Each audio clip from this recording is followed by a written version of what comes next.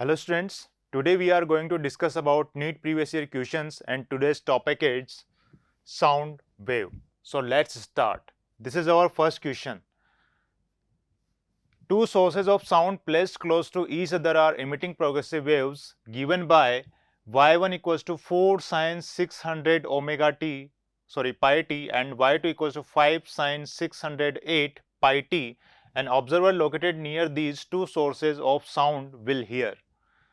आप देख सकते हैं क्वेश्चन यहाँ पर दिया गया है और आपको दो प्रोग्रेसिव वेव्स दी गई हैं। पहली जो प्रोग्रेसिव वेव है वो आपको दी गई है y1 equals to 4 sin 600 pi T and second wave आपको दी गई है y2 equals to 5 sin 608 pi T. Is it clear? आपसे क्या पूछा गया है? An observer located near these two sources of sound will here.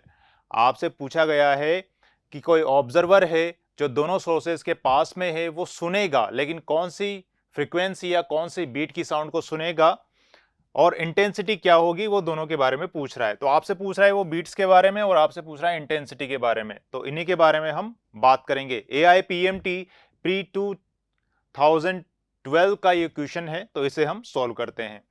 देखिए यहां पर हम देख सकते हैं कि ये जो ओमेगा है, ओमेगा की वैल्यू हमें दी गई है। सो मैं लिख लेता हूं omega 1 is equals to 600 pi और ओमेगा 2 कितना हो जाएगा? ओमेगा 2 हो जाएगा हमारे पास 608 pi. Is it clear? This is our omega 1 and omega 2। क्या हम इन्हें इस तरह से लिख सकते हैं? 2 pi f1 is equals to omega 1 is equals to 600 pi और इसको हम लिख सकते हैं 2 pi f2 is equals to omega 2 is equals to 608 pi. अगर मैं यहां से फ्रीक्वेंसी फाइंड करूं तो फ्रीक्वेंसी की वैल्यूज कितनी हो जाएगी? f1 इज इक्वल्स टू ये हो जाएगा हमारे पास 300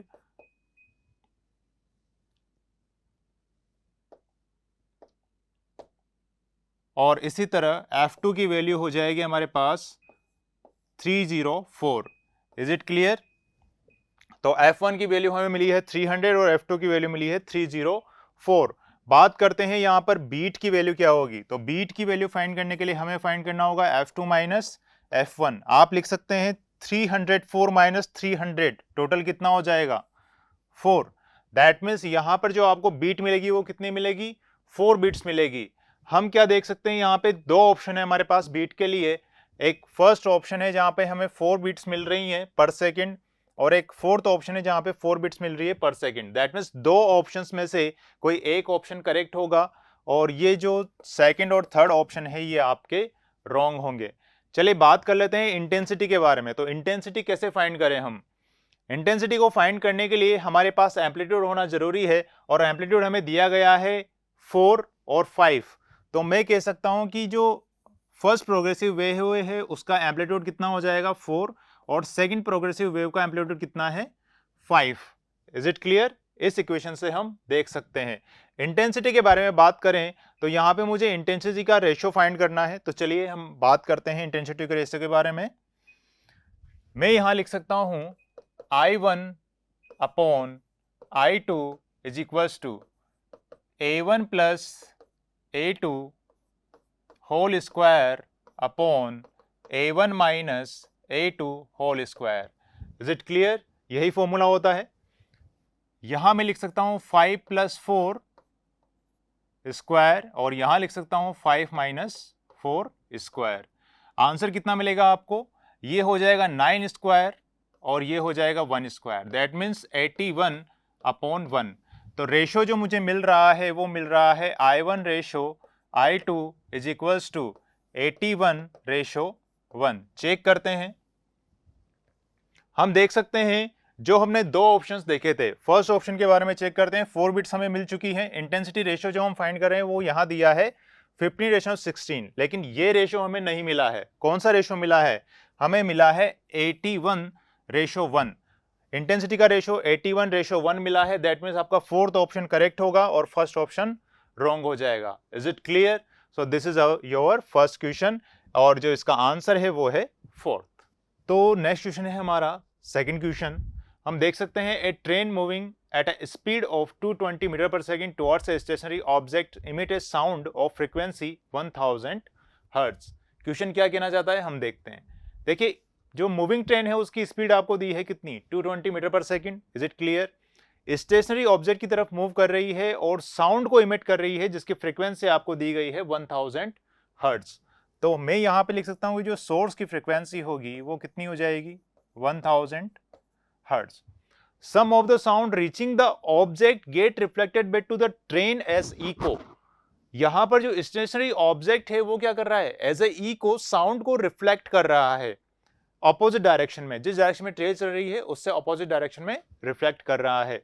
the frequency of the echo as directed by the train is, आपको फाइंड करना है रिफ्लेक्ट हुई साउंड की फ्रीक्वेंसी को। तो वो फ्रीक्वेंसी क्या होगी जब आपको साउंड की स्पीड दी गई है 330 metre per second. Is it clear? तो यहां पर मैं लिख सकता हूं फ्रीक्वेंसी जो मैं फाइंड करूंगा वो होगी F S V plus V not upon V plus V S. Is it clear? मैं देख सकता हूं कि जो साउंड की स्पीड है वो मुझे दी गई है v, और ये कितनी होगी, ये होगी 330 metre per second. We not कितना हो जाएगा, वी नॉट हो जाएगा हमारे पास 220 मीटर पर सेकेंड, क्योंकि ये क्या हो रहा है, रिफ्लेक्ट हो रहा है। Is it clear? ट्रेन इस तरह से चल रही है और रिफ्लेक्ट हो रहा है इस तरह से। यहां पे Vs जो है वो Vs क्या हो जाएगा, ये भी 220 मीटर पर सेकेंड हो जाएगा। Is it clear? तो ट्रेन की जो स्पीड है एक्चुअल में उसी स्पीड से साउंड रिफ्लेक्ट करेगी। तो ऑब्जर्वर भी ट्रेन होगी और वहां पर जो साउंड आपके पास आ रहा है वो साउंड भी क्या होगा,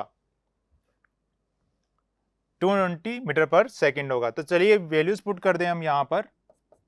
अब देखिए यहां पे जब मैं वैल्यूज पुट करूंगा तो इनके साइंस मुझे रखने होंगे। साइन में किस तरह से रखूं, 330 साउंड की स्पीड, ठीक है, साउंड ट्रेवल कर रही है 330 मीटर पर सेकेंड की स्पीड से, जो कि ट्रेन की ऑपोजिट डायरेक्शन में है, क्योंकि जो साउंड है रिफ्लेक्ट बैक होकर आ रही है वो इस तरह से आ रही है और ट्रेन चल रही है इस तरह से। तो दोनों की जो रिलेटिव वेलोसिटी होगी वो ऐड हो जाएगी। अगर दोनों की रिलेटिव वेलोसिटी ऐड हो जाएगी तो ये मैं यहां पे लिख सकता हूं 220 अपॉन, यहां मुझे सोर्स की वेलोसिटी को माइनस करना होगा क्योंकि मुझे रिलेटिव वेलोसिटी चाहिए। तो साउंड जो चल रही है वो कुछ चल रही है इस तरह से और ट्रेन भी चल रही है इस तरह से। तो यहां पे कितना हो जाएगा, 220 मीटर पर सेकेंड। यहां हम लिख सकते हैं 1000, ये हो जाएगा 550 अपॉन 110। कैंसिल कर देंगे हम दोनों वैल्यूज को। जब हम कैंसिल कर देंगे तो मुझे आंसर मिलेगा 5000 हर्ट्ज।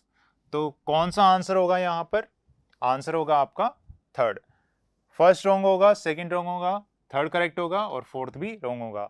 AIPMT 2012 के अंदर ये क्वेश्चन आपसे पूछा गया था। चलिए बढ़ते हैं नेक्स्ट क्वेश्चन की तरफ।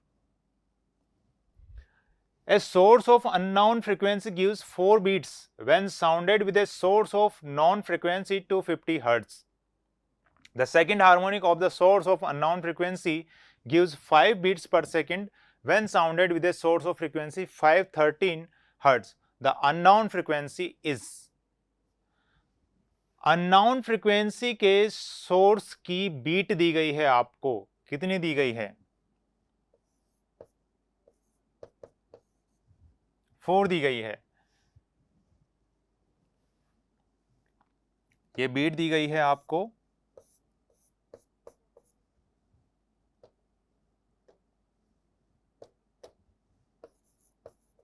बीट दी गई है आपको 4 when sounded with a source of known frequency।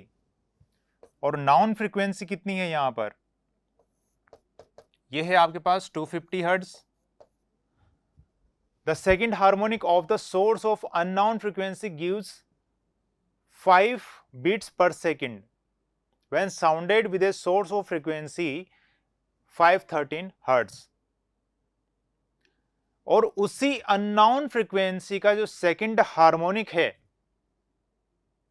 वो 5 बीट पर सेकंड प्रोवाइड करता है जब सोर्स की फ्रीक्वेंसी 513 हर्ट्ज हो जाती है।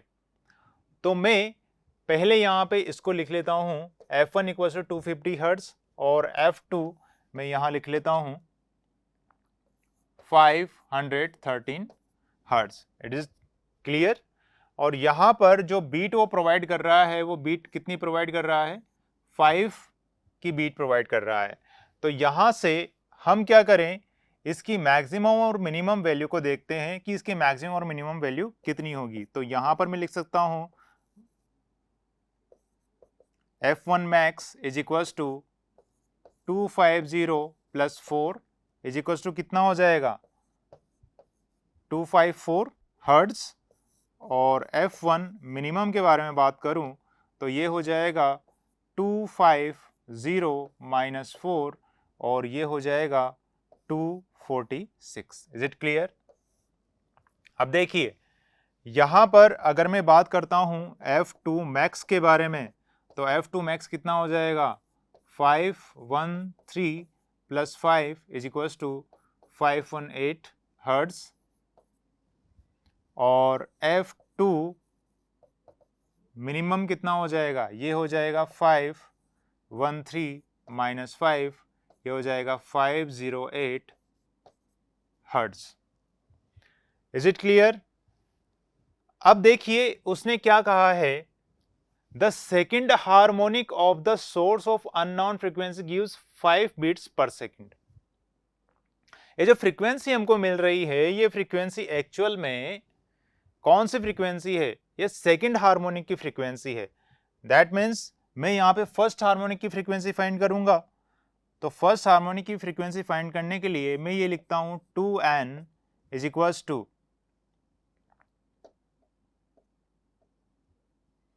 2 इंटू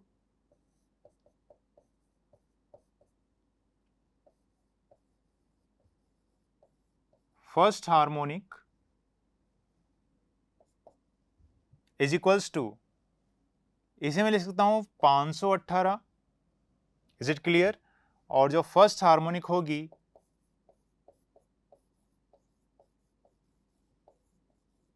वो हमें कितना मिलेगी, 518 अपॉन 2, और इसे हम लिख सकते हैं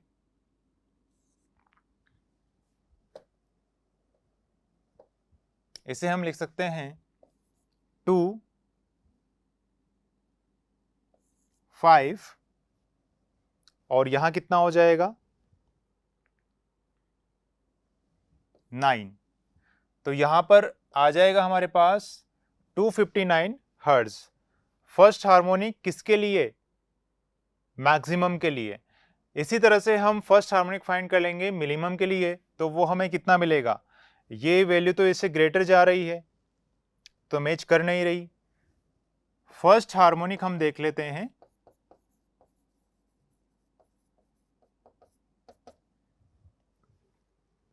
फाइव 508 के लिए, तो वो कितनी हो जाएगी, 508 अपॉन 2, ये हो जाएगा 254 हर्ट्ज।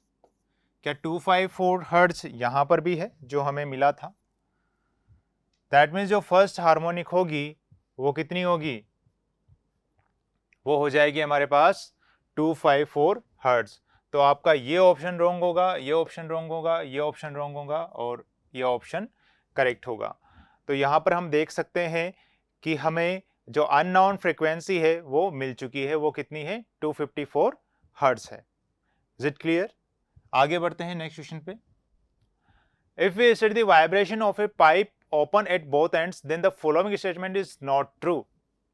आपको बताना है कौन सा स्टेटमेंट ट्रू होगा और कौन सा स्टेटमेंट ट्रू नहीं होगा। नीट 2013 के अंदर ये क्वेश्चन पूछा गया है। इसने कहा है first option, odd harmonics of the fundamental frequency will be generated, कि ऑड हार्मोनिक्स वहां पे जनरेट होगी। All harmonics of the fundamental frequency will be generated, कि सभी हार्मोनिक्स वहां पे जनरेट होगी। Pressure change will be maximum eight both ends, कि यहां पर जो प्रेशर चेंज होगा दोनों एंड्स पर वो मैक्सिमम होगा। Open and will be antinode और ओपन एंड जो है वो एंटीनोड होगा। Is it clear? If it is the vibration of a pipe open at both ends,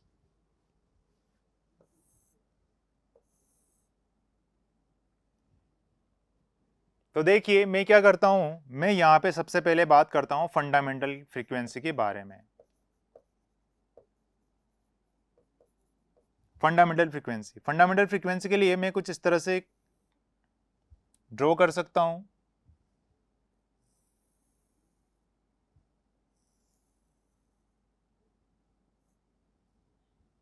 ठीक है, यहां पर मैं देख सकता हूं कि ये होता है λ/4 और ये होता है λ/4, तो टोटल लेंथ जो मेरे पास होगी यहां पर वो, इसको मैं L1 मान लेता हूं और ये टोटल लेंथ हो जाएगी मेरे पास L/2 इजिकल्स। अब यहां पे मैं बात कर लेता हूं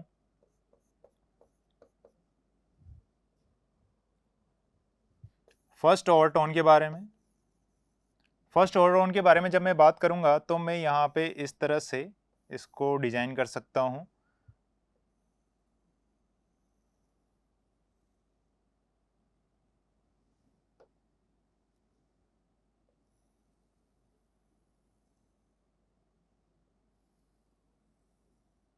ठीक है, ये फर्स्ट ओवरटोन हो गया। यहां पर इसको मैं मान लेता हूं L2 और ये कितना हो जाएगा मेरे पास L2 इज इक्वल्स टू ये λ/4, ये λ/4 और ये λ/2 कितना हो जाएगा, ये हो जाएगा लैम्डा। Is it clear? बात करता हूं सेकंड ओवरटोन के बारे में। Second overtone,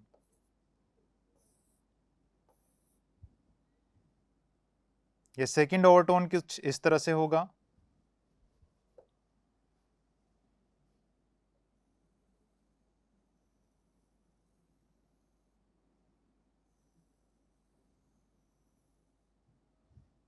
is it clear?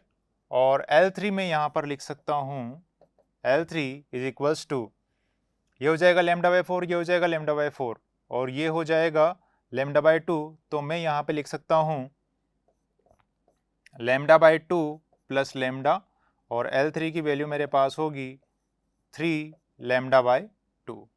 Is it clear? तो मैं यहां पर L1, L2 और L3 तीनों के लिए बात करूंगा। मैं ये चेक कर रहा हूं कि क्या यहां पर ओड हार्मोनिक मिलती है, क्या यहां पर आल हार्मोनिक मिलती है फंडामेंटल फ्रीक्वेंसी की। Open and will be antinode. अब देखिए ओपन एंड जो है क्या एंटीनोड है? ओपन एंड आप देख रहे हैं बिल्कुल एंटीनोड है, तो ओपन एंड एंटीनोड है। फोर्थ ऑप्शन तो सही है, लेकिन ये आपसे गलत स्टेटमेंट के बारे में पूछा है कि गलत स्टेटमेंट कौन सा है इनमें से, तो फोर्थ सही है स्टेटमेंट, लेकिन ये आंसर नहीं होगा।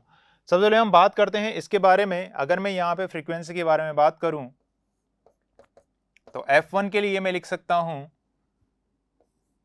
V अपॉन लैम्डा और लैम्डा की वैल्यू कितनी हो जाएगी मेरे पास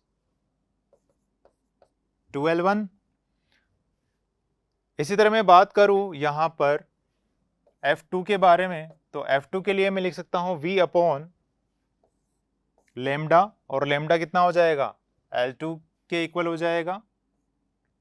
F3 के बारे में बात करते हैं तो यहां पर मैं लिख सकता हूं V अपॉन लैम्डा और लैम्डा कितना हो जाएगा मेरे पास, ये लैम्डा हो जाएगा 2L3/3, तो मैं यहां पे लिख सकता हूं 3/2L3 इज इक्वल्स टू। अब देखिए यहां पर क्या है कि तीनों की लेंथ इक्वल है, L2 बराबर L3 is equals to L। तीनों की लेंथ इक्वल है, इसकी, इसकी और इसकी। अगर तीनों की लेंथ इक्वल है तो मैं यहां पे देख सकता हूं कि यहां n की वैल्यू कितनी है 1, यहां n की वैल्यू कितनी है 2 और यहां n की वैल्यू कितनी है 3 और ये आगे चलता जाएगा। तो हम चेक कर लेते हैं first option, odd harmonics of the fundamental frequency will be generated. अब देखिए फंडामेंटल फ्रीक्वेंसी क्या है, ये है। क्या हमें ओड ही मिल रही है? नहीं, ऐसा तो नहीं है। यहां पर हमको n = 2 भी मिला है फंडामेंटल फ्रीक्वेंसी का, तो मैं कह सकता हूं कि मुझे ओड भी मिल रही है और इवन भी मिल रही है। Odd harmonics of the fundamental frequency will be generated, सही है कि odd odd harmonic of fundamental frequency generate होगी, क्लियर है। All harmonics of fundamental frequency will be generate, that means odd भी जनरेट होगी और इवन भी जनरेट होगी, दोनों ही जनरेट होगी। तो ये स्टेटमेंट भी करेक्ट है, ये स्टेटमेंट भी करेक्ट है और फोर्थ स्टेटमेंट भी करेक्ट है। लेकिन गलत कौन सा होगा? गलत होगा pressure change will be maximum eight both ends, दोनों एंड्स पर जो प्रेशर है वो मैक्सिमम नहीं हो सकता। तो ये जो ऑप्शन है ये हमारा राइट होगा और ये गलत स्टेटमेंट है। Is it clear? हम बढ़ते हैं नेक्स्ट क्वेश्चन की तरफ। अब देखिए बच्चों, नेक्स्ट क्वेश्चन में क्या कहा गया है वो हम देख लेते हैं। Number of possible natural oscillations of air column in a pipe closed at one end of the length 85 centimetre whose frequencies lies below 1250 hertz are. Velocity of sound आपको दी गई है 340 metre per second. Number of possible natural oscillation of air column in a pipe closed at one end of length. अब देखिए, इसने कुछ इस तरह का पाइप आपको दिया है जो कि एक एंड से क्लोज्ड है, ठीक है, और इसकी जो लेंथ उसने दी है वो आपको दी है 85 सेंटीमीटर, और फ्रीक्वेंसी जो लाई कर रही है वो लाई कर रही है 1250 हर्ट्ज के अंदर अंदर। साउंड की वेलोसिटी इसने आपको दी है 340 मीटर पर सेकेंड। अब देखिए हम क्या करें, यहां पर अगर एक साइड से क्लोज्ड पाइप है तो वहां पे साउंड किस तरह से जनरेट होगी? इस तरह से जनरेट होगी। यहां पर अगर मैं फंडामेंटल फ्रीक्वेंसी के बारे में बात करूं तो L जो है, L कितना हो जाएगा मेरे पास? ये हो जाएगा λ/4। L कितना हो जाएगा? λ/4। और मैं यहां पे अगर फ्रीक्वेंसी फाइंड करना चाहूं तो मैं लिख देता हूं F = V/λ, और λ की वैल्यू हो जाएगी 4L, ठीक है, λ की वैल्यू हो जाएगी 4L। ये क्या है? फंडामेंटल फ्रीक्वेंसी है। क्या है? Fundamental frequency. किसके लिए? इस पाइप के लिए जो एक साइड से क्लोज्ड है। सो मैं यहां पे F फाइंड कर सकता हूं, ये कितना हो जाएगा? 340/4 इंटू 85 सेंटीमीटर है, ये सेंटीमीटर है तो इसको मीटर में कन्वर्ट करेंगे, और ये कितना हो जाएगा? यहां पर 100 से मैं इसको मल्टीप्लाई कर देता हूं, 17 से ये कट हो जाएगा 5 टाइम्स, और ये कट हो जाएगा 20 टाइम्स, और मैं यहां पे लिख सकता हूं कि यहां पर जो आपको फ्रीक्वेंसी मिलेगी वो मिलेगी 100 हर्ट्ज की फ्रीक्वेंसी। अब देखिए यहां पर मैं बात करता हूं नेक्स्ट फ्रीक्वेंसी के बारे में, तो इसको मैं फंडामेंटल फ्रीक्वेंसी बोल देता हूं, और जो इसकी नेक्स्ट फ्रीक्वेंसी होगी वो फ्रीक्वेंसी कितनी होगी वो हम चेक करते हैं। देखिए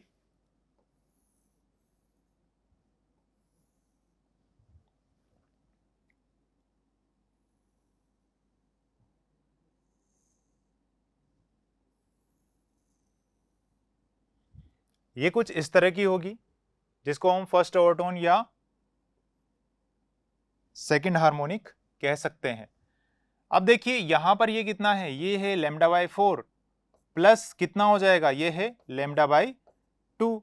तो इसकी जो लेंथ है वो लेंथ कितनी हो जाएगी? इसको मैं L2 मान लेता हूं। इसकी लेंथ हो जाएगी λ/4 प्लस λ/2, सो ये हो जाएगा 3λ/4, ठीक है। कितना हो जाएगा? 3λ/4। और अगर मैं यहाँ पे फ्रीक्वेंसी निकालना चाहूँ इसकी, तो इसको मैं F1 मान लेता हूँ, और फ्रीक्वेंसी कितनी हो जाएगी? V/λ, और λ को मैं लिख सकता हूँ 4L। अब देखिए जो लेंथ है वो तो लेंथ कॉमन ही रहेगी दोनों के लिए, तो मैं यहाँ से ये 2 हटा देता हूँ, दोनों के लिए लेंथ कॉमन रहेगी। यहाँ मैंने लिखा है स्मॉल m, आप यहाँ पे स्मॉल l कर दीजिए और इसको भी स्मॉल l कर दीजिए, करेक्ट, और ये 3 हो जाएगा यहाँ पर। तो यहाँ पर अभी हमें जो फ्रीक्वेंसी मिल रही है वो फंडामेंटल फ्रीक्वेंसी की 3 मल्टीपल मिल रही है। आप देख सकते हैं कि फंडामेंटल फ्रीक्वेंसी क्या थी? V/4L, और 3 मल्टीपल मिल रही है, दैट मीन्स ये ओड नंबर में चलेगी आगे। ये फंडामेंटल अगर 100 है तो आगे जो फर्स्ट हार्मोनिक होगी, सॉरी जो फर्स्ट ओवरटोन की फ्रीक्वेंसी होगी वो होगी 3 मल्टीपल, उसके बाद ओड मल्टीपल आपका चलता जाएगा। दैट मीन्स यहां पर अगर हम काउंट करें तो फर्स्ट हमें मिलेगी 100 हर्ट्ज, सेकेंड हमें मिलेगी 300 हर्ट्ज, नेक्स्ट हमें मिलेगी 500, नेक्स्ट हमें मिलेगी 700 और नेक्स्ट हमें मिलेगी 900 और उसके बाद हमें मिलेगी 1100। 1 2 3 4 5 6। तो 1250 हर्ट्ज के अंदर ये 6 फ्रीक्वेंसीज हमको मिलने वाली है। तो आपका जो ऑप्शन फोर्थ होगा वो फोर्थ ऑप्शन राइट होगा, ये ऑप्शन रॉन्ग होगा, ये ऑप्शन रॉन्ग होगा और ये ऑप्शन भी रॉन्ग होगा। Is it clear? चलिए आगे बढ़ते हैं नेक्स्ट क्वेश्चन की तरफ। A speeding motorcyclist sees traffic jam ahead of him. He slows down to 36 km per hour. He finds that traffic has eased and a car moving ahead of him at 18 km per hour is honking at a frequency of 1392 Hz. If the speed of sound is 343 meter per second, the frequency of the horn as heard by him will be. अब देखिए condition कुछ इस तरह की दी गई है, मैं आपको बता दूं। एक मोटरसाइकिल है, तो यहां पर मैं मोटरसाइकिल ले लेता हूं। इस तरह से कोई मोटरसाइकिल है,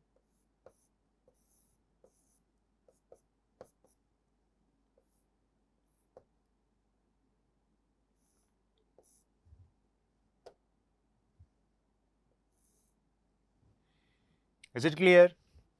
और ये जो मोटरसाइकिल है ये अपनी स्पीड को स्लो डाउन करता है। स्लो डाउन करता है तो कितना कर लेता है? 36 किलोमीटर पर आवर।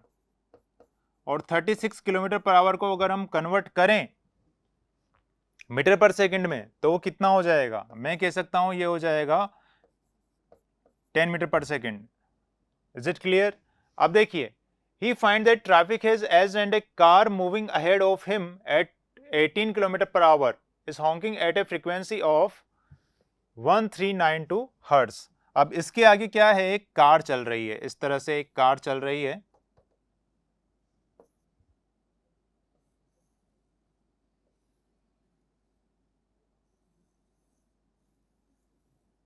एक कार चल रही है और ये जो कार है इसकी स्पीड इसने दी है 80 किलोमीटर पर आवर, या हम कह सकते हैं 5 मीटर पर सेकेंड। ये साउंड जनरेट कर रही है और जो फ्रीक्वेंसी इसने दी है वो है 1392 हर्ट्ज। स्पीड ऑफ साउंड कितनी दी गई है आपको? स्पीड ऑफ साउंड दी गई है आपको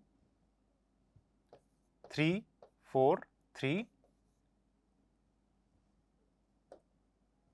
मीटर पर सेकेंड। अच्छा, ये जो है वो fs होगा क्योंकि सोर्स ही यहां पर फ्रीक्वेंसी को जनरेट कर रहा है। The frequency of the horn as heard by him will be. Horn की फ्रीक्वेंसी आपको फाइंड करनी है कि जो कार जो हॉर्न यहां पर जनरेट करेगा और उस हॉर्न को जब ऑब्जर्वर सुनेगा तो उसकी फ्रीक्वेंसी कितनी होगी। तो उसके लिए हमें फॉर्मूला पता है और फॉर्मूला हम यहां पे लिख लें। फ्रीक्वेंसी विल बी fs और यहां हो जाएगा velocity of sound plus velocity of observer upon velocity of sound plus velocity of source. अब देखिए यहां पर हमें क्या करना होगा। फ्रीक्वेंसी हमें कितनी दी है? 1392 हर्ट्ज की। वेलोसिटी कितनी है? 343। अब देखिए यहां पर जो साउंड जनरेट होगा तो इधर मैं मान लेता हूं कि इस डायरेक्शन में साउंड आएगा और इसको मैंने वेलोसिटी ऑफ साउंड लिखा है v। ये वेलोसिटी ऑफ साउंड है क्योंकि साउंड इस डायरेक्शन में आएगा और सुनने वाला कौन है? मोटरसाइकिलिस्ट सुनने वाला है और यहां से हमें सोर्स मिलेगा। तो मैं ये चेक कर रहा हूं कि ये v और ऑब्जर्वर कौन है? ये v और इसके बीच में रिलेटिव वेलोसिटी कितनी हो जाएगी? देखिए ये रिलेटिव वेलोसिटी की v माइनस 10, दैट मीन्स हम इसको लिख सकते हैं v प्लस 10। तो ये हो जाएगा 343 प्लस 10 अपॉन हम यहाँ पे लिख सकते हैं 4343। अगर वेलोसिटी इस डायरेक्शन में है और ये इस डायरेक्शन में चल रहा है सोर्स, तो मैं यहाँ पे लिख सकता हूँ 5। तो दोनों ऐड हो जाएंगे और आप लिख सकते हैं 1392343, ये हो जाएगा 353 upon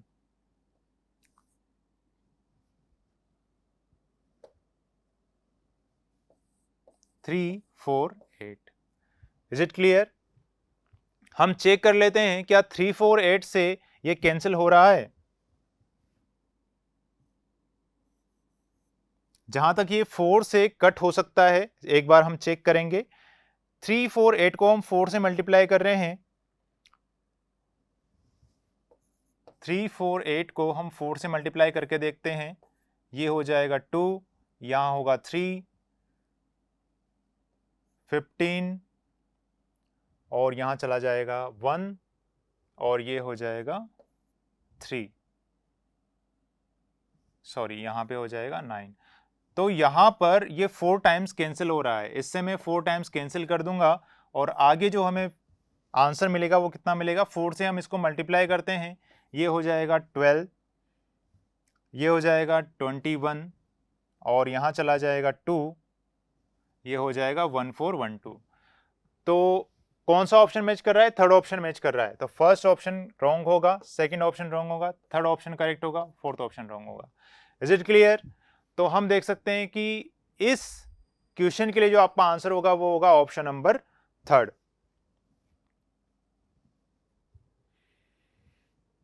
The next question is the fundamental frequency of a closed organ pipe of length 20 cm is equal to the second overtone of an organ pipe open at both the ends. The length of organ pipe open at both the ends is.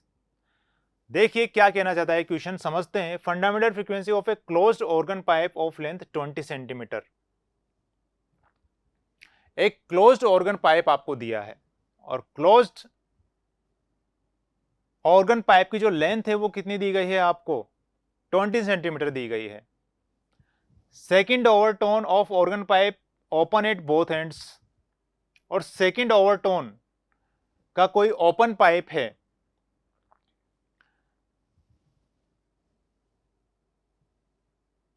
उसकी length आपसे पूछी गई है कि उसकी length कितनी होगी।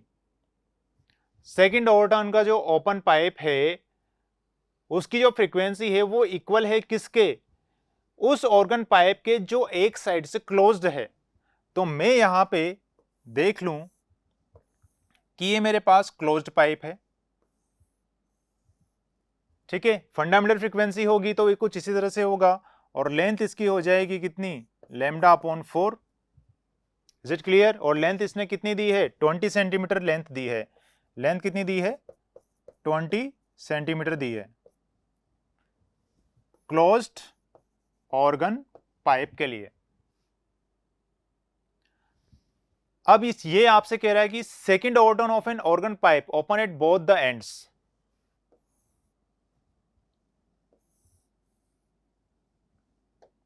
कोई पाइप है वो दोनों एंड से ओपन है, सेकेंड ओवरटोन के लिए हम क्या करेंगे, देखिए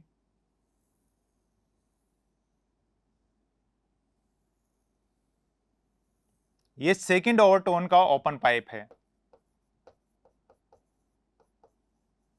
अगर ऐसा है तो इसकी लेंथ को मैं मान लेता हूं L, और लेंथ किसके इक्वल होगी, ये होगा लैम्डा बाय 4, ये होगा लैम्डा बाय 4 और ये हो जाएगा लैम्डा। तो इसकी जो लेंथ होगी वो होगी लैम्डा बाय 2 प्लस लैम्डा, और इसको हम लिख सकते हैं 3 lambda by 2। Is it clear? आगे बढ़ते हैं। अब देखिए दोनों की फ्रीक्वेंसी इक्वल है, तो पहले मैं इसकी फ्रीक्वेंसी फाइंड करूंगा, फिर इसकी फ्रीक्वेंसी फाइंड करूंगा और दोनों को मैं इक्वल करूंगा। Is it clear? फ्रीक्वेंसी का फॉर्मूला हमें पता है क्या होता है, v अपॉन लैम्डा, और यहां से जो लैम्डा की वैल्यू है, किसके लिए मैं क्लोज्ड के बारे में बात कर रहा हूं, तो एफसी को मैं फाइंड करूंगा और ये हो जाएगा 4L। Is it clear? आगे हम बात करते हैं किसके बारे में, इस ओपन पाइप की फ्रीक्वेंसी के बारे में बात करते हैं। तो मैं यहां पे लिखूंगा F0 या F0 या FO। इसको मैं लिख सकता हूं v अपॉन लेमडा। लेमडा की वैल्यू कितनी हो जाएगी यहां से 2l अपॉन 3, तो यहां पे मैं लिख सकता हूं 2l अपॉन 3, 3 ऊपर चला जाएगा, यहां मैं स्मॉल लिखूंगा इसको, और 3 ऊपर चला जाएगा। अब देखिए ये दोनों फ्रीक्वेंसी से एक दूसरे के इक्वल हैं, अगर इक्वल हैं तो क्या मैं ऐसे लिख सकता हूं v upon 4l is equal to 3v upon 2l। v से v कैंसिल हो जाएगा, l की वैल्यू कितनी दी है 20 सेंटीमीटर, तो यहां पर हम लिख सकते हैं 80, 4 इंटू 20 कितना हो जाएगा 80 हो जाएगा, और यहां वैल्यू होगी आपके पास 3 अपॉन 2l। आगे बढ़ते हैं, ये हो जाएगा 2l is equal to 20 into 3, so l की वैल्यू हो जाएगी कितनी,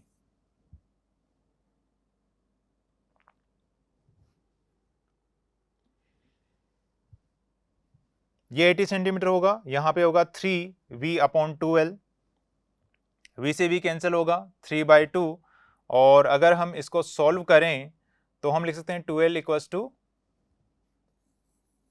80 इंटू 3, तो इसको आप हटा दें यहां से और यहां आप लिख लें 80 इंटू 3, ये कितना हो जाएगा बच्चों,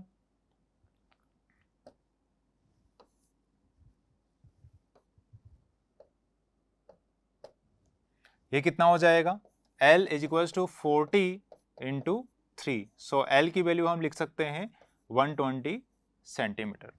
तो 120 सेंटीमीटर कहां पर मिल रहा है हमको, सेकंड ऑप्शन में मिल रहा है, तो सेकंड ऑप्शन राइट होगा, ये ऑप्शन रॉन्ग होगा, ये रॉन्ग होगा और ये रॉन्ग होगा। AIPMT 2015 के अंदर ये क्वेश्चन पूछा गया है। आई होप क्वेश्चन आपको समझ में आया होगा। Let's move to the next question.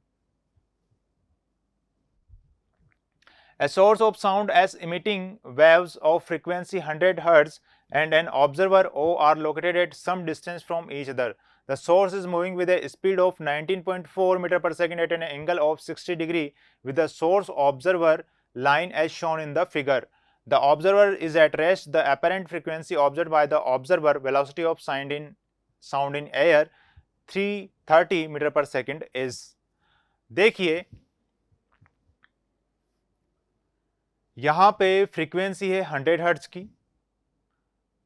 और जो सोर्स है साउंड का, जो सोर्स है इसको हमने एस माना है, इसकी फ्रीक्वेंसी आपको दी है 100 हर्ट्ज, तो हम यहां पे लिख सकते हैं एफ एस इक्वल टू कितना हो जाएगा 100 hertz, and an observer O are located at some distance from each other. ये देखिए ये सोर्स है और ये आपके पास ऑब्जर्वर है, दोनों किसी पर्टिकुलर डिस्टेंस पर प्लेस्ड हैं।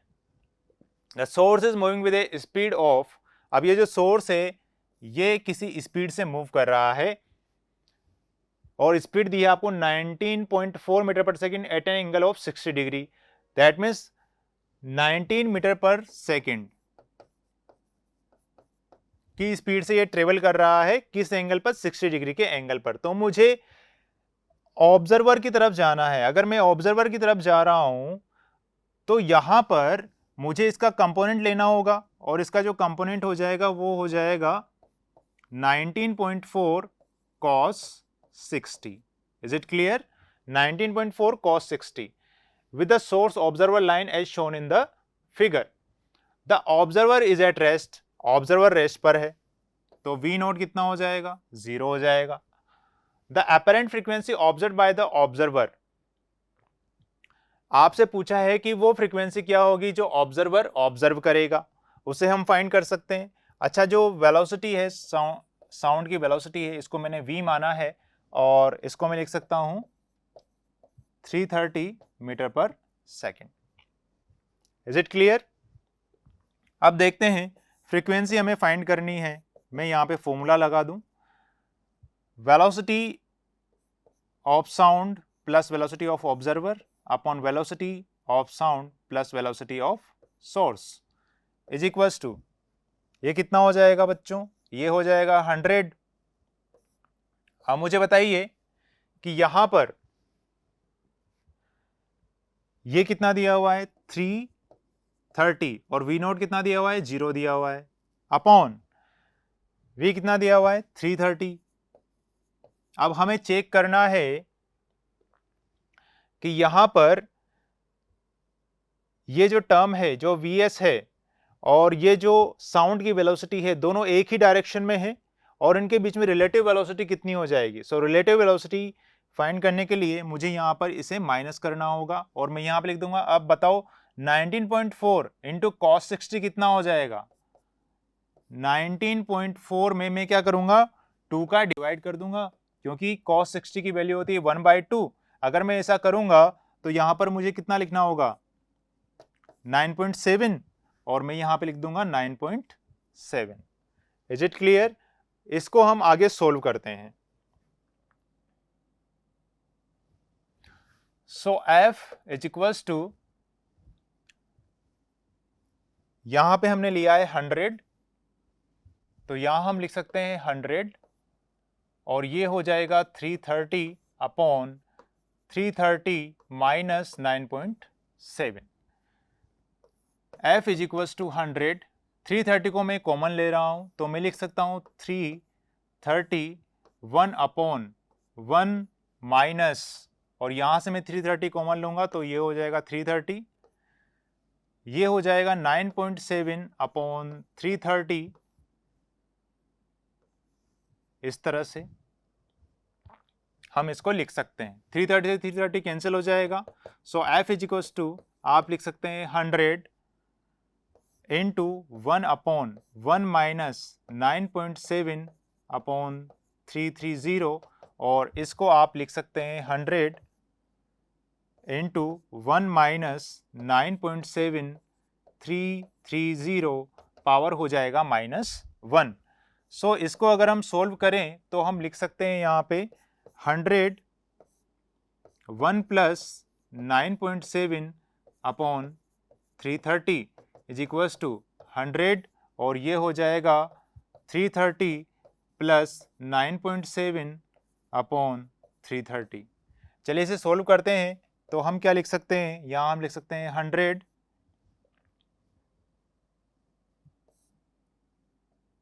ये कितना हो जाएगा, अगर इसको मैं लगभग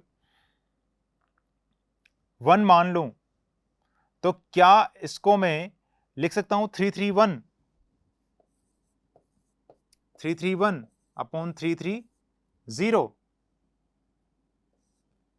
क्या इसको ऐसा लिख सकता हूं? अगर इसको ऐसा लिख सकता हूं तो अप्रोक्सीमेट वैल्यू मुझे कितनी मिल जाएगी, यहां पे चेक करते हैं। देखिए ये वैल्यूज है मेरे पास और 100 तो हो नहीं सकती क्योंकि 100 होने के लिए यहां पर इसका 330 होना जरूरी है। दैट मीन्स यहां पे अगर मुझे वैल्यू मिलेगी तो 1 पॉइंट समथिंग कुछ वैल्यू मिलेगी, और यहां पर हम चेक कर लेते हैं 97 नहीं हो सकती, 100 नहीं हो सकती, इन दोनों में से कोई एक हो सकती है, लेकिन ये वैल्यू काफी ग्रेटर है और ये वैल्यू इसके अप्रोक्सीमेटली इक्वल है। अगर आप यहां पर थोड़ा सा कैलकुलेशन करके देखेंगे, यहां पे आप थोड़ा कैलकुलेशन करके देखेंगे तो ये वैल्यू जाएगी 1.03 के समथिंग, और आपका जो आंसर होगा वो होगा 103 हर्ट्ज। तो यहां पर इसका जो ऑप्शन होगा वो फर्स्ट ऑप्शन राइट होगा और सेकंड ऑप्शन रॉन्ग होगा। तो हमारे लिए इस क्वेश्चन के लिए जो आंसर है वो है 103 hertz. Is it clear? And the next question is 9th। 4 gram of a gas occupies 22.4 liter at NTP। 4 ग्राम जो गैस है वो 22.4 लीटर NTP पर ऑक्यूपाई की गई है। The specific heat capacity of the gas at constant volume is 5। Specific heat capacity आपको दी गई है गैस की कांस्टेंट वॉल्यूम पर, वो कितनी दी गई है, वो आपको दी गई है 5.0 जूल पर केल्विन, और मास दिया है आपको कितना 4.0 ग्राम। Is it clear? या हम इसको कह सकते हैं 4 into 10⁻³ kg। If the speed of sound in this gas at NTP is 952 metre per second, आपको स्पीड दी गई है किसकी, साउंड की स्पीड दी गई है, और ये स्पीड आपको कितनी दी गई है 952 metre per second. Then the heat capacity at constant pressure is, constant pressure पर हीट कैपेसिटी के बारे में आपसे पूछा जा रहा है। दैट मीन्स आपसे पूछा जा रहा है कि Cp कितना होगा। Is it clear? तो यहां पर गैस कांस्टेंट आपको दिया है R equal to 8.3 joule per kelvin per mole. AIPMT 2015 के अंदर क्वेश्चन पूछा गया है, तो आपको क्या फाइंड करना है? Cp फाइंड करना है, कांस्टेंट प्रेशर। तो हम यहां पे क्या करते हैं, हमें पता है कि Cp अपॉन Cv क्या होता है, गामा के इक्वल होता है। और वेलोसिटी और गामा के बीच में रिलेशन भी हमें पता है क्या होता है। वेलोसिटी और गामा के बीच में जो रिलेशन होता है वो होता है gamma R T upon M. Is it clear? तो यहां से हम क्या कर सकते हैं, यहां से हम लिख सकते हैं V की वैल्यू हमें पता है कितनी है, 952। सो मैं यहां पे लिख दूंगा 952 is equals to under root gamma R की वैल्यू है 8.3, तो यहां हम लिख सकते हैं 8.3 मल्टीप्लाई करेंगे किससे, टी से, और टी हमें जो है वो रूम टेम्परेचर लेना है। दैट मीन्स केल्विन में हम वैल्यू पुट करेंगे 273 केल्विन। यहां मैं लिख दूंगा 273 अपॉन मास कितना है 4 into 10⁻³ kg। Is it clear? तो चलिए आगे बढ़ते हैं। अब क्या करें, 952 का मैं स्क्वायर कर दूंगा और वही वैल्यू में वापस पुट कर दूंगा। गामा इंटू कितना था हमारे पास 8.3 इंटू 273 अपॉन 4 इंटू 10⁻³ वैल्यूज थे हमारे पास। हमें फाइंड करना है गामा। सो गामा फाइंड करने के लिए हम यहां पे लिख सकते हैं 952 multiply 952 into 4 into 10⁻³ upon 8.3 into 273। Is it clear? अब देखिए यहां पे मैं अप्रोक्सीमेशन का यूज करूंगा कैलकुलेशन करने के लिए। आप यहां पे देख सकते हैं कि यहां पर मुझे मिला है 8.3। सो 8.3 है, इस पॉइंट को मैं यहां से रिमूव करना चाहता हूं। इस पॉइंट को रिमूव करने के लिए क्या मैं यहां पे लिख सकता हूं 10⁻, इस पॉइंट को मैं हटा दूं अगर, तो इस पॉइंट को हटाने के बाद क्या मैं यहां पे लिख सकता हूं 10⁻⁻1, और 10⁻³ है, 10⁻⁻1 है, तो यहां से ये कैंसिल हो जाएगा और कैंसिल होके यहां पे पावर कितनी आ जाएगी इसके पास, -2 पावर आ जाएगी। ठीक है, पावर कितनी आ जाएगी, -2 पावर आ जाएगी इसके पास। अब देखिए मैं 4 से यहां पर इसको कैंसिल आउट कर रहा हूं, तो अप्रोक्सीमेटली इसको जब मैं कैंसिल करूंगा तो मुझे वैल्यू मिलेगी 21। ये इसके अप्रोक्स वैल्यू होगी जब मैं इसको कैंसिल करूंगा 4 से। अब देखिए यहां पर क्या है 273 है, 273 से अगर मैं 952 को डिवाइड करूं तो अप्रोक्स वैल्यू मुझे मिलेगी 3.2 के समथिंग, अप्रोक्स वैल्यू मिलेगी 3.2 के समथिंग। और यहां पर मैं एक चीज देख रहा हूं कि 952 मल्टीप्लाई हो रहा है 10⁻² से। दैट मीन्स यहां पर हम लिख सकते हैं 3.2 इंटू 9.52 अपॉन कितना लिखेंगे, 21 लिखेंगे। Is it clear? यहां तक समझ में आया? अब देखिए गामा कितना हो जाएगा, इस वैल्यू को क्या मैं अप्रोक्स 10 मान सकता हूं, तो इसे मैं लिख दूंगा 3.2 इंटू 10 अपॉन ये हो जाएगा 21। अगर मैं इस 21 को अप्रोक्स 20 मान लूं तो मैं कह सकता हूं ये हो जाएगा 20, यहां से ये कैंसिल होगा और इसकी वैल्यू हो जाएगी 1.6। तो गामा मुझे मिला है 1.6। अब देखिए गामा की वैल्यू मुझे मिल चुकी है और गामा के बीच लिए जो रिलेशन हमने फाइंड किया था वो कुछ इस तरह का था, Cp अपॉन Cv। तो चलिए देखते हैं, गामा को मैं लिख सकता हूं Cp upon Cv। Is it clear? और ये वैल्यू हमें कितनी मिली है, ये वैल्यू मिली है हमें 1.6। अच्छा मुझे आगे बताइए कि यहां पर हमें कांस्टेंट वॉल्यूम पर, कांस्टेंट वॉल्यूम पर स्पेसिफिक कैपेसिटी दी गई है, वो कितनी दी गई है? वो दी गई है 5 जूल पर केल्विन। तो क्या मैं सीवी की वैल्यू पुट कर दूं? यहां पर मैं सीवी की वैल्यू पुट करूंगा तो मैं लिख सकता हूं CP is equals to 1.6 into 5 और सीपी की वैल्यू मुझे मिल जाएगी 8.0 जूल पर केल्विन। कितनी मिलेगी? 8.0 joule per kelvin.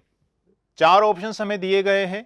First option match नहीं करेगा, सेकंड ऑप्शन मैच नहीं करेगा, थर्ड ऑप्शन भी मैच नहीं करेगा। आपका जो मैच करेगा ऑप्शन वो है fourth option, that means 8 joule per kelvin per मोल।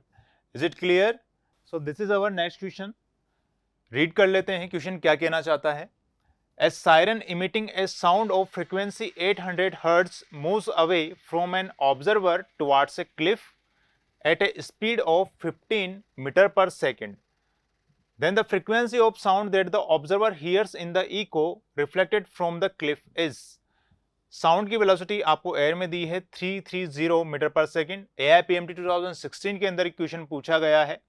तो आप यहां पे देख सकते हैं कि जो सायरन है उसकी फ्रीक्वेंसी आपको कितनी दी हुई है।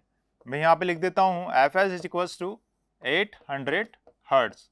Is it clear? ऑब्जर्वर से दूर जा रहा है तो मैं यहां पे ऑब्जर्वर मान लेता हूं कि ये ऑब्जर्वर है हमारे पास और कोई सायरन है जो चल रहा है vs वेलोसिटी से और इसकी वेलोसिटी कितनी दी है 15 metre per second. Is it clear? इसको हम vs डैश ले लेते हैं क्योंकि यहां पर जो वेलोसिटी ऑफ सोर्स होगा वो एक्चुअल में क्लिप से रिफ्लेक्ट होने वाली साउंड होगी। Is it clear? तो यहां पर इसने कहा है कि ऑब्जर्वर जो है वो क्लिप से आने वाले साउंड को सुनता है। The frequency of sound the observer hears in the echo reflected from the cliff. तो यहां पर कहीं क्लिफ होगा, इस तरह से मैं मान लेता हूं, और यहां पे क्या हुआ, साउंड गया और वापस रिफ्लेक्ट हो गया। तो इसको मैं सोर्स मान लेता हूं इसके लिए। और जो साउंड की वेलोसिटी है वो साउंड की वेलोसिटी किस डायरेक्शन में होगी? इस डायरेक्शन में होगी क्योंकि इसी डायरेक्शन में ऑब्जर्वर साउंड को सुनेगा। तो यहां पे मैं मान लेता हूं कि इसकी जो वेलोसिटी है वो है 330 metre per second. Is it clear? ये ऑब्जर्वर है और ऑब्जर्वर चल नहीं रहा है, दैट मीन्स उसकी वेलोसिटी कितनी हो जाएगी? 0 हो जाएगी। चलिए आगे हम बढ़ते हैं और फ्रीक्वेंसी फाइंड करते हैं। तो फ्रीक्वेंसी को फाइंड करने के लिए मैं यहां पे लिखूंगा fs और fs की वैल्यू है 800। यहां पर मुझे लिखना होगा relative velocity between observer and the velocity of sound. ये कितना हो जाएगा? देखिए ऑब्जर्वर चल नहीं रहा है और वेलोसिटी ऑफ साउंड कितनी दी है मुझे? ये मुझे दी है 330 मीटर पर सेकेंड। तो यहां पे कितना हो जाएगा? 330 प्लस 0। अब यहां पर रिलेटिव वेलोसिटी में फाइंड करूंगा किसकी? सोर्स के बीच में और वेलोसिटी ऑफ साउंड के बीच में। तो इनके बीच में जो रिलेटिव वेलोसिटी होगी वो कितनी हो जाएगी? वो हो जाएगी 330 माइनस 15। Is it clear? आगे हम इसको सोल्व करते हैं तो मैं लिख सकता हूं frequency is equals to 800 330 upon 315। यहां पे हम इसको आगे सोल्व करेंगे तो सोल्व करने पर हमें क्या वैल्यू मिलने वाली है? 15 से मैं इसको कट करूंगा, यहां पे मैं लिख सकता हूं 22 और यहां के मैं क्या लिख सकता हूं? यहां मैं लिख सकता हूं 21। आगे हम इसको सोल्व करें तो अप्रॉक्स जो वैल्यू मुझे मिलेगी वो मिलेगी 800 इंटू 1.04 समथिंग, और यहां पे मैं लिख सकता हूं 832 हर्ट्ज। अब देखिए यहां पे 832 तो नहीं मिल रहा, लेकिन ये अप्रॉक्स वैल्यू हमको मिली है। क्या है ये? अप्रॉक्स वैल्यू हमको मिली है। तो अप्रॉक्स वैल्यू जो है वो किसके इक्वल है? ये इक्वल है फोर्थ ऑप्शन के 838 हर्ट्ज के। तो आपका ये ऑप्शन रॉन्ग होगा, ये ऑप्शन रॉन्ग होगा और ये ऑप्शन रॉन्ग होगा। कौन सा ऑप्शन सही होगा? 838 hertz. Is it clear? So move to the next question. An air column closed at one end and open at the other resonates with a tuning fork with the smallest length of the column is 50 cm. The next larger length of the column resonating with the same tuning fork is। आपको एक air column दिया गया है जो कि एक side से closed है और एक साइड से ओपन है। ट्यूरिंग फोर्क से हमने उसको रेजोनेट किया है और उसकी जो लेंथ दी है वो 50 सेंटीमीटर दी है, और आपसे पूछा है कि नेक्स्ट लार्जर लेंथ कौन सी होगी उसी कॉलम के लिए जब हम सेम ट्यूरिंग फोर्क अप्लाई करेंगे। दैट मींस फ्रीक्वेंसी तो सेम रहने वाली है अगर हम सेम ट्यूरिंग फोर्क वहां पे अप्लाई कर रहे हैं। तो नेक्स्ट लार्जर लेंथ के बारे में ये आपसे पूछ रहा है। Is it clear?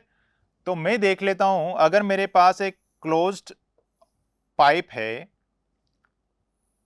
तो उसकी जो फंडामेंटल फ्रीक्वेंसी होगी वो कुछ इस तरह से फाइंड करनी होगी, और यहां पे मैं लिख सकता हूं कि लेमडा अपॉन 4 किसके इक्वल होगा? L1 के। तो क्या यहां पे L1 को मैं 50 सेंटीमीटर मान लूं, और फ्रीक्वेंसी अगर मैं यहां से फाइंड करना चाहूंगा तो फ्रीक्वेंसी कितनी हो जाएगी? ये हो जाएगी V अपॉन लेमडा, और लेमडा की वैल्यू कितनी है? 4L1। L1 की वैल्यू मुझे पता है कितनी दी गई है? 4 इंटू 50। अभी मैं इसको सेंटीमीटर में ही रहने देता हूं, मीटर में मैं कन्वर्ट नहीं कर रहा हूं क्योंकि आंसर जो मुझे चाहिए वो सेंटीमीटर में चाहिए। इसने पूछा है नेक्स्ट लार्जर लेंथ कौन सी होगी उसी कॉलम के लिए।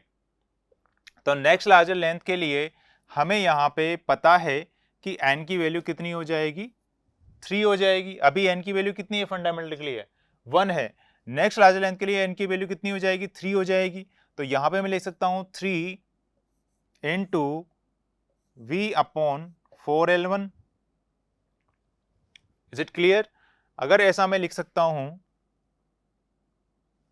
तो क्या मैं कह सकता हूं कि यहां पर ये लेंथ और इस लेंथ को मैं बराबर कर दूं तो इस L1 की जगह मैं L2 कर देता हूं, और मैं यहां पे लिख सकता हूं V अपॉन 4 इंटू 50।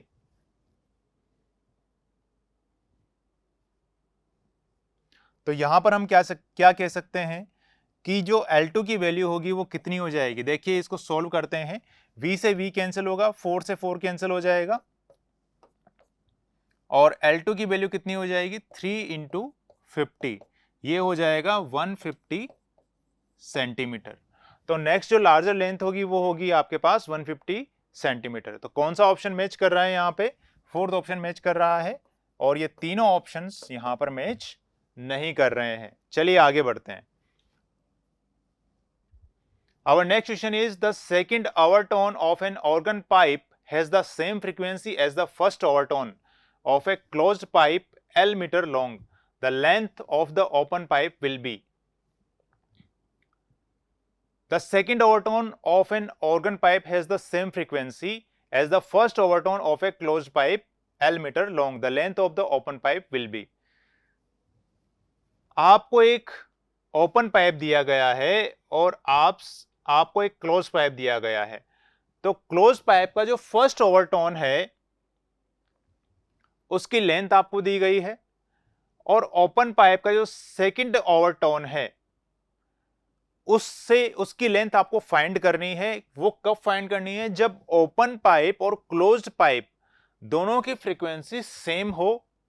कौन सी कंडीशन में? कि सेकंड ओवरटोन ओपन पाइप का होना चाहिए और फर्स्ट ओवरटोन क्लोज पाइप का होना चाहिए। Is it clear? तो चलिए हम कंडीशन चेक कर लेते हैं। ये कह रहा है second overtone of an organ pipe, open organ pipe. तो सेकंड ओवरटोन के लिए कंडीशन क्या होती है? ये ओपन ऑर्गन पाइप है,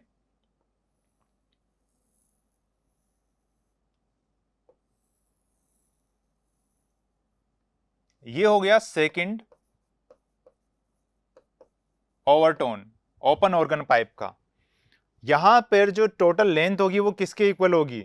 देखिए यहां पर हो जाएगा लैम्डा 2, यहां हो जाएगा लैम्डा 2, ये टोटल हो जाएगा कितना? लैम्डा। और यहां पे जो लेंथ होगी, इस लेंथ को मैं लिख सकता हूं, इस लेंथ को मैं स्मॉल एल से डिफाइन कर देता हूं, और इस लेंथ को मैं लिख सकता हूं लैम्डा प्लस लैम्डा अपॉन 2। तो एल की वैल्यू हो जाएगी 3 lambda upon 2। Is it clear? तो ये ओपन ऑर्गन पाइप के लिए है। बात करते हैं इसकी फ्रीक्वेंसी के बारे में। तो ओपन के लिए मैं यहां पे लिख दूं ओ, एफ ओ, और यहां पे मैं इसको लिखूंगा वी अपॉन लैम्डा, और लैम्डा की वैल्यू कितनी हो जाएगी? ये हो जाएगी 12 अपॉन 3। तो यहां पे मैं लिख सकता हूं F naught equals to 3v upon 12। This is our first equation. Second overtone के लिए हमने फ्रीक्वेंसी तो फाइंड कर ली। अब ये क्या कह रहा है कि first overtone of a close pipe L metre long. तो मैं यहां पे क्लोज पाइप ले लेता हूं, और इसका फर्स्ट ओवरटोन कैसा होगा? इसका फर्स्ट ओवरटोन कुछ इस तरह का होगा।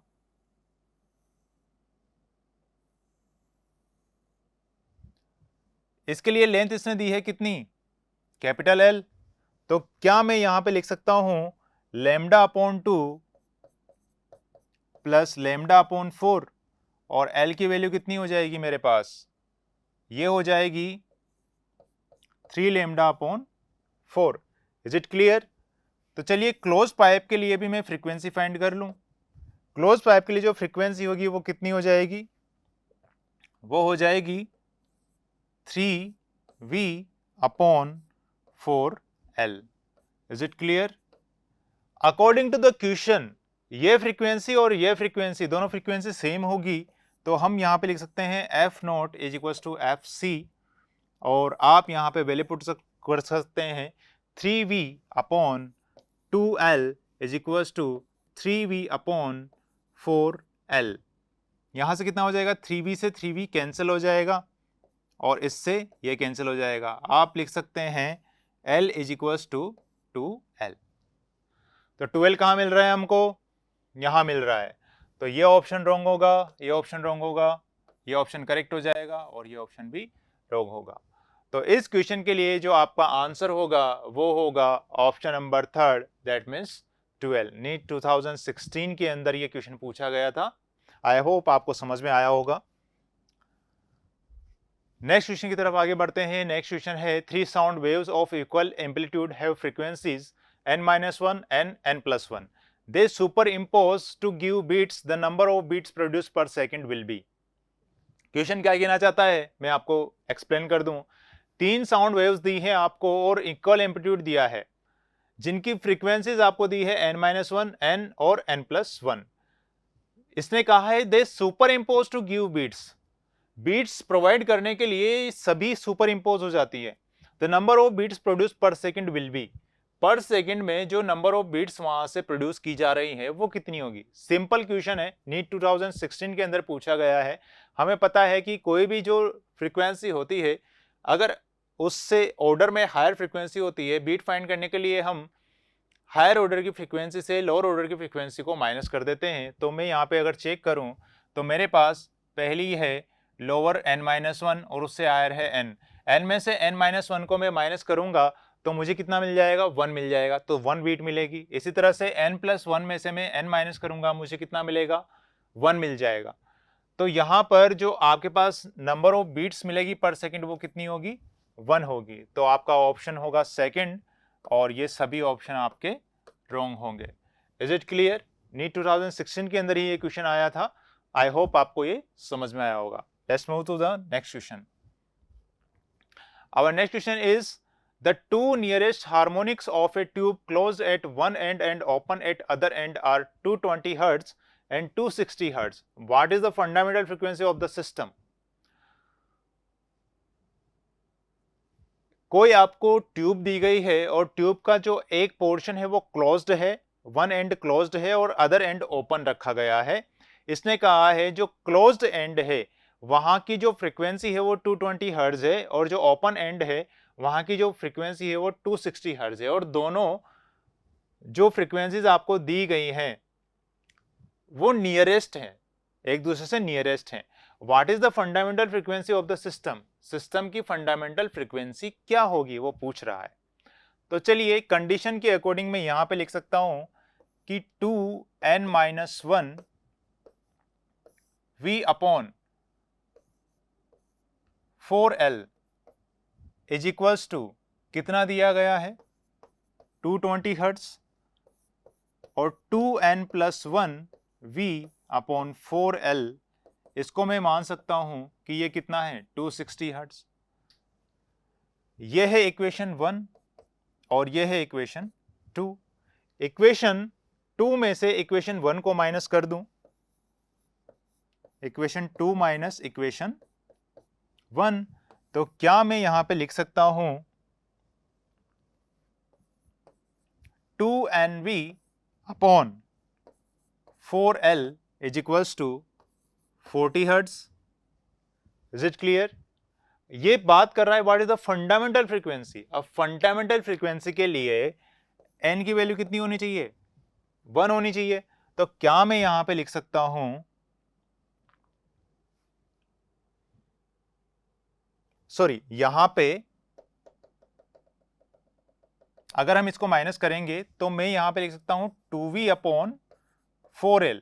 n नहीं लिखेंगे क्योंकि n नहीं आएगा, जैसे ही हम इसको माइनस करेंगे 2n v अपॉन 4l और 2n v अपॉन 4l यहां से कैंसिल आउट हो जाएंगे और आपके पास बचेगा 2v upon 4l। Is it clear? तो ये वैल्यू हो जाएगी 40 हर्ट्ज के इक्वल। ठीक है, अब देखिए यहां पे ये वैल्यू हुई 40 हर्ट्ज के इक्वल।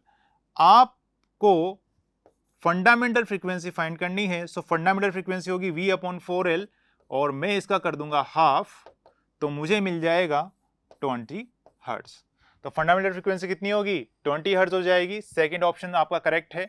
फर्स्ट रॉन्ग होगा, थर्ड रॉन्ग होगा, फोर्थ रॉन्ग होगा। Is it clear? Let's move to the next question. Two cars moving in opposite directions approach each other with the speed of 22 meter per second and 16.5 meter per second respectively. The driver of the first car blows a horn having a frequency 400 hertz. The frequency heard by the driver of the sound car is.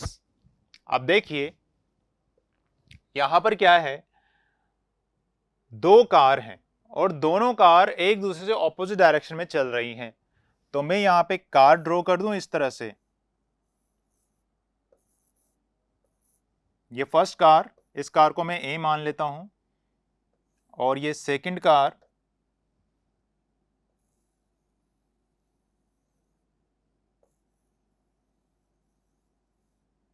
इसको मैं B मान लेता हूं। क्या condition दी है? Two car moving in opposite direction, तो ये इस डायरेक्शन में मूव कर रही है और ये इस डायरेक्शन में मूव कर रही है with speed of 22 metre per second and 16.5 metre per second. इसकी जो VA की स्पीड है उसको मैं मान लेता हूं 22 मीटर पर सेकेंड और VB की स्पीड में मान लेता हूं 16.5 metre per second. Driver of the first car blows a horn having a frequency 400 hertz. That means ये 400 हर्ट्ज की फ्रीक्वेंसी से हॉर्न प्रेस करता है। The frequency heard by the driver of the second car is, तो ये जो second car है इस कार का ड्राइवर उस हॉर्न को सुनता है। आपसे पूछा गया है कि उसकी फ्रीक्वेंसी क्या होगी, किस फ्रीक्वेंसी से वो सुनेगा। वेलोसिटी ऑफ साउंड दी गई है आपको 340 मीटर पर सेकेंड, तो मैं मान के चलता हूं कि वेलोसिटी ऑफ साउंड इस डायरेक्शन में है क्योंकि बी इसी डायरेक्शन में है और ये हो जाएगा 340 metre per second. Is it clear? सारी वैल्यूज हमारे पास हैं तो हम यहां पे लिख सकते हैं frequency heard by the second car, that means FB is equals to frequency of A और यहां पर मैं रिलेटिव वेलोसिटीज लिखूंगा। देखिए ये साउंड की वेलोसिटी है 340 मीटर पर सेकेंड, मुझे साउंड और ऑब्जर्वर की जो रिलेटिव वेलोसिटी है वो फाइंड करनी है। देखिए कितनी होगी, दोनों एक दूसरे ऑपोजिट डायरेक्शन में चल रहे हैं तो कितनी हो जाएगी ये हो जाएगी 340 प्लस 16.5 अपॉन, यहां पे मैं देख सकता हूं कि ये 22 मीटर पर सेकंड है किसकी, सोर्स की फ्रीक्वेंसी, और ये साउंड की फ्रीक्वेंसी है। तो दोनों की रिलेटिव वेलोसिटी कितनी हो जाएगी, ये हो जाएगी 340 माइनस 22। इज इट क्लियर, यहां तक समझ में आया। अब देखिए यहां पे FA की वैल्यू को मैं लिख सकता हूं 400 मल्टीप्लाई बाय, ये कितना हो जाएगा, ये हो जाएगा 356.5 अपॉन, यहां पे मैं लिख सकता हूं 8, ये हो जाएगा 1 और ये हो जाएगा 318। इसको हम सॉल्व करेंगे तो FB की वैल्यू हमें यहां पे मिल जाएगी। कैसे मिलेगी, इसको हम सॉल्व करते हैं। देखिए इसे सॉल्व करने के लिए हम क्या लिख सकते हैं, ये अप्रोक्स मल्टीप्लाई होगा 1 पॉइंट, और यहां पर मैं लिख सकता हूं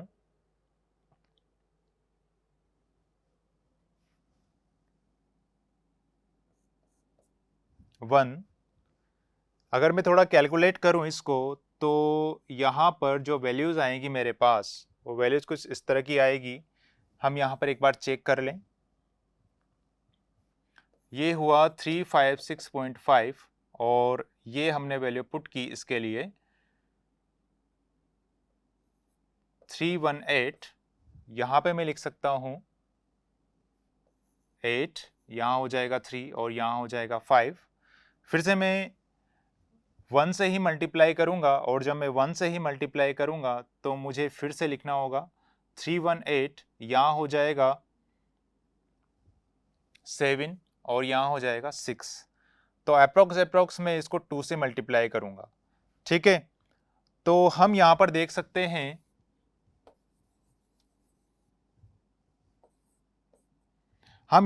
सकते हैं कि जब हम इसकी कैलकुलेशन करेंगे तो कैलकुलेशन करने के लिए हमें इसको सोल्व करना पड़ेगा, और जब हम इसको सोल्व करेंगे तो मुझे कुछ इस तरह की वैल्यू मिल रही है, जहां पे मैं लिख सकता हूं 400 इंटू 1.12। चलिए इसको सोल्व करते हैं आगे, और मैं देखता हूं कि इसके लिए जो वैल्यू मिलेगी वो वैल्यू कितनी मिलेगी। ये हो जाएगा 8 और यहां हो जाएगा 4 और यहां हो जाएगा 4। दैट मीन्स 448 हर्ट्ज की फ्रीक्वेंसी मुझको यहां पर मिल रही है। तो ये जो फ्रीक्वेंसी है फोर्थ ऑप्शन ही हमें दे रहा है, बाकी कहीं भी हमें ये फ्रीक्वेंसी नहीं मिलेगी। तो 3 ऑप्शन आपके रॉन्ग हो जाएंगे और फोर्थ ऑप्शन आपका करेक्ट हो जाएगा। नीट 2017 के अंदर ये क्वेश्चन आपसे पूछा गया है। आई होप आपको ये समझ में आया होगा। आगे बढ़ते हैं नेक्स्ट क्वेश्चन की तरफ। A Turing fork is used to produce resonance in a glass tube. Tuning fork है वो किसी ग्लास ट्यूब में रेजोनेंस प्रोड्यूस कर रहा है। The length of the air column in this tube can be adjusted by a variable piston at room temperature of 27 degree centigrade. Two successive resonance are produced at 20 centimetre and 73 centimeter of column length. If the frequency of the Turing fork is 320 Hz, the velocity of sound in air at 27 degree centigrade is। नी 2018 के अंदर ये question आपसे पूछा गया है। Question क्या कहना चाहता है वो मैं एक्सप्लेन कर देता हूं। देखिए ग्लास ट्यूब है और ग्लास ट्यूब में ट्यूरिंग फोर्क से रेजोनेंस प्रोड्यूस किया गया है। इस ट्यूब के कॉलम की जो लेंथ है वो वेरिएबल पिस्टन से एडजस्ट की जाती है। रूम टेम्परेचर 27 डिग्री सेंटीग्रेड पर दो सक्सेसिव रेजोनेंस आपको मिलते हैं, जिनकी कॉलम लेंथ आपको दी जाती है 20 सेंटीमीटर और 73 सेंटीमीटर।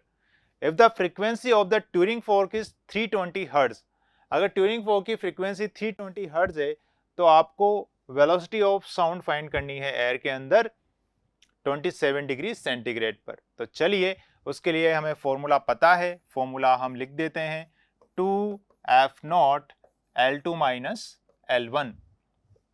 ये फाइंड करने के लिए मैं यहां पे मल्टीप्लाई कर दूंगा। फ्रीक्वेंसी मुझे दी गई है कितनी 320, L2 की वैल्यू मेरे पास कितनी है 73 माइनस इसको हम लिख देंगे 20 और यहाँ पर मीटर पर सेकंड में वैल्यू मिल रही है, लेकिन ये सेंटीमीटर्स में दी गई है, इसलिए हम इसको क्या करेंगे 10⁻⁻2 से मल्टीप्लाई कर देंगे। Is it clear? So v is equals to 2 into 320 into 10⁻⁻2 into minus करेंगे कितना आ जाएगा 53 आ जाएगा। तो चलिए इसको हम चेक कर लें, इसको मल्टीप्लाई कर लें और हमें आंसर कितना मिलता है वो हम देख लेते हैं। 10⁻⁻2 है, दैट मीन्स ये हो जाएगा 0.53 और 0.53 हो जाएगा, दैट मीन्स इसकी अप्रॉक्स वैल्यू कितनी हो जाएगी, इसकी अप्रॉक्स वैल्यू हो जाएगी 1। Is it clear? और यहां पर वेलोसिटी ऑफ साउंड हमें फाइंड करनी है 27 डिग्री सेंटीग्रेड पर। तो आप यहां पे देख सकते हैं कि यहां पर अगर मैं इन्हें मल्टीप्लाई करता हूं तो इस वैल्यू को मैं लिख सकता हूं 3.2 2 इंटू 3.2 मल्टीप्लाई बाय 53। तो ये वैल्यू कितनी हो जाएगी 2 इंटू 2, ये हो जाएगा 6.4। That means 6.4 into 53। Is it clear? इसको अगर मैं मल्टीप्लाई करूंगा यहां पर तो ये वैल्यू मुझे क्या मिलेगी, ये वैल्यू मुझे मिल जाएगी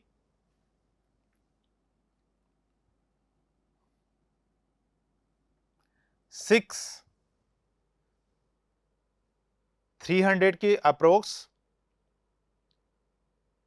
300 180। तो हम इसको मल्टीप्लाई कर लेते हैं 53 इंटू 64, ये हो जाएगा 12 और यहाँ पे आप लिख सकते हैं 21 और इसको हम लिख सकते हैं 8। तो ये वैल्यू हो जाएगी हमारे पास कितनी 933 339.2 वैल्यू हमें यहाँ पे मिल रही है। और कौन सा ऑप्शन मैच कर रहा है, यहाँ पर कौन सा ऑप्शन मैच कर रहा है, यहाँ पर इसके लिए आपका ऑप्शन मैच कर रहा है फोर्थ ऑप्शन। दैट मीन्स ये वैल्यू भी रॉन्ग होगी, ये वैल्यू रॉन्ग होगी, ये वैल्यू रॉन्ग होगी और फोर्थ ऑप्शन आपका मैच हो जाएगा। तो अप्रॉक्स वैल्यू जो हमको मिल रही है वो मिल रही है 339 metre per second. I hope आपको ये समझ में आया होगा। नीट 2018 के अंदर क्वेश्चन पूछा गया है।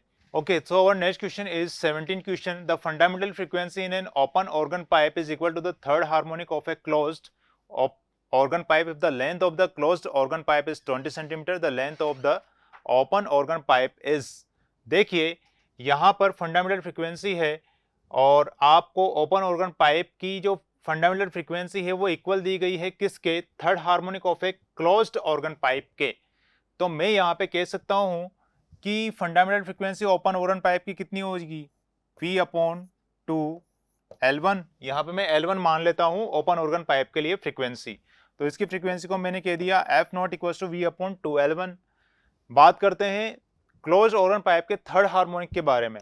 तो इसका जो थर्ड हार्मोनिक होगा उसके लिए फ्रीक्वेंसी कितनी हो जाएगी, इसके लिए फ्रीक्वेंसी की वैल्यू होगी हमारे पास 3V/4 L2। इसकी जो लेंथ है इसको मैं L2 मान लेता हूं। चलिए आगे बढ़ते हैं। इसने क्या कहा है, इसने ये कहा है if the length of the closed organ pipe is 20 centimetre. That means इसने L2 की वैल्यू हमें दी है कितनी 20 centimetre. The length of the open organ pipe is, open organ pipe की लेंथ आपसे पूछ रहा है। दैट मीन्स L1 की वैल्यू इसने आपसे पूछी है।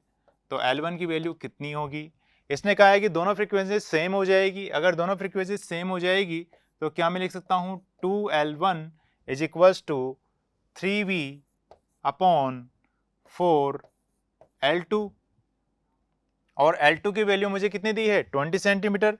तो आप यहां पे L2 की जगह लिख दें कितना 20 सेंटीमीटर। इससे कैंसिल हो जाएगा 2 टाइम्स, V से V कैंसिल हो जाएगा और आप लिख सकते हैं L1 = 40/3 और इसका आंसर कितना हो जाएगा, ये हो जाएगा लगभग 13.3 के इक्वल। ये किस में आएगा, सेंटीमीटर में, क्योंकि हमने सेंटीमीटर में ही वैल्यू फाइंड की थी। तो फर्स्ट ऑप्शन आपका मैच कर रहा है 13.2 सेंटीमीटर ये मैच नहीं कर रहा, ये मैच नहीं कर रहा और ये मैच नहीं कर रहा। नीट 2018 के अंदर क्वेश्चन पूछा गया था। आई होप आपको कंडीशन समझ में आई होगी। आगे बढ़ते हैं नेक्स्ट क्वेश्चन की तरफ। Our next question is a tuning fork with frequency 800 hertz produces resonance in a resonance column tube with upper end open and lower end closed by water surface. क्या कहा है इसने कि कोई कॉलम ट्यूब दी हुई है और उस कॉलम ट्यूब के अंदर आप रेजोनेंस प्रोड्यूस कर रहे हैं। इसका जो अपर एंड है वो ओपन है और लोअर एंड वाटर सरफेस से क्लोज कर दिया गया है। Successive resonance are observed at lengths 9.75 centimetre, 31.25 centimetre and 52.75 centimetre. Successive resonance के लिए जो लेंथ्स दी गई है वो ये 3 लेंथ दी गई है। Speed of sound in air is, और आपसे एयर के अंदर साउंड की स्पीड पूछ रहा है, तो उसके लिए हमें फॉर्मूला पता है। नीट 2019 के अंदर ये क्वेश्चन पूछा गया है। फॉर्मूला हमें पता है, फॉर्मूला हम लिख सकते हैं V = 2F L2 - L1। कोई भी 2 लेंथ में यहाँ पे ले सकता हूँ। मैं यहाँ पे ये वाली और ये वाली लेंथ एज्यूम कर रहा हूँ। सो V = 2F, F की वैल्यू कितनी है हमारे पास 800 और L2 कितना है 52.75 - 31.25। सो V की वैल्यू होगी 1600, माइनस करें ये कितना हो जाएगा 50, और यहां पे हम क्या लिख सकते हैं 21.50। अगर मैं इसको इससे मल्टीप्लाई करता हूं तो अप्रोक्स वैल्यू मुझको जो मिलती है वो कितनी मिलेगी। चलिए इसको मल्टीप्लाई करके देखते हैं। 16 से अगर मैं इसको मल्टीप्लाई करूंगा ये होगा 18, तो 0 और यहां पर होगा 8, ये हो जाएगा 4, 2 और ये हो जाएगा 3440।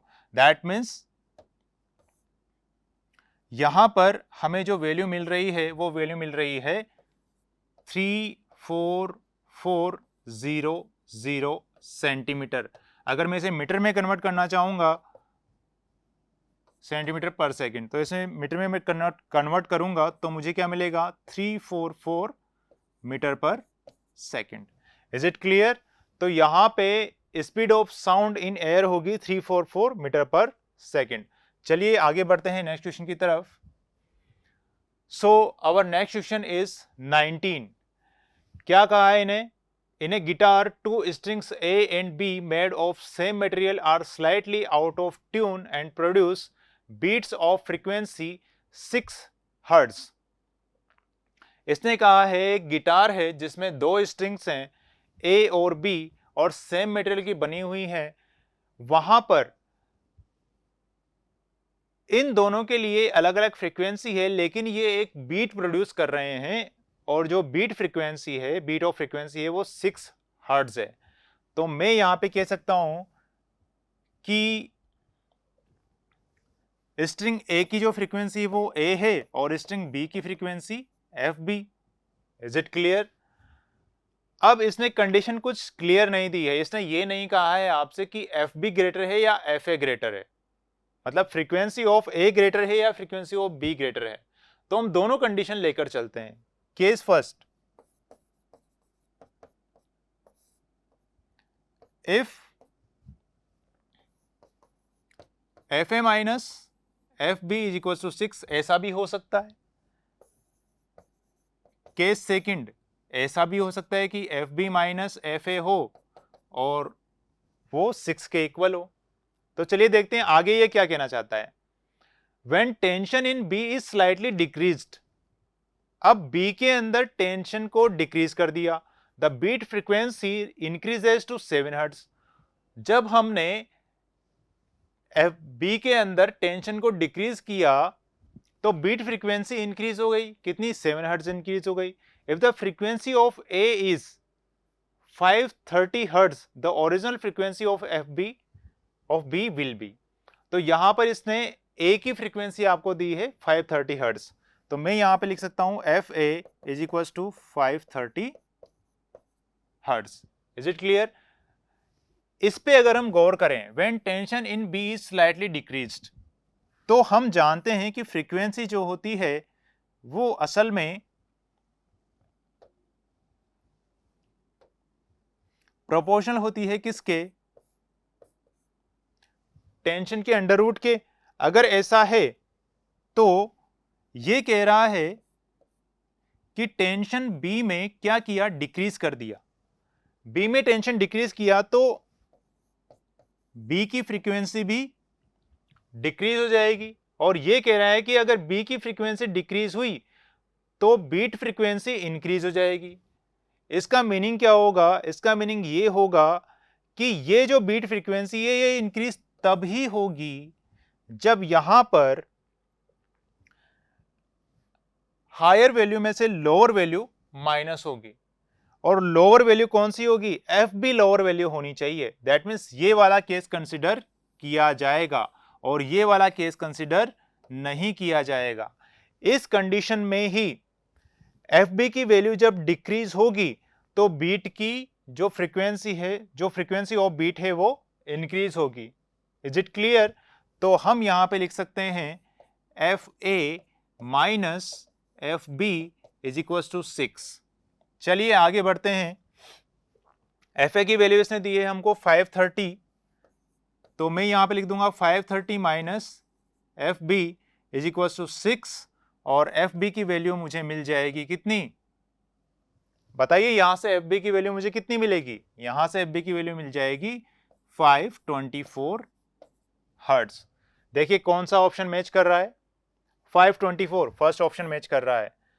ये नहीं होगा, ये नहीं होगा, ये नहीं होगा। नीट 2020 के अंदर ये क्वेश्चन आपसे पूछा गया था। आई होप ये क्वेश्चन आपको समझ में आया होगा। तो आज हमने साउंड वेव के नीट प्रीवियस ईयर क्वेश्चंस के सभी क्वेश्चंस कर लिए हैं। आज के लिए इतना ही। Thank you very much.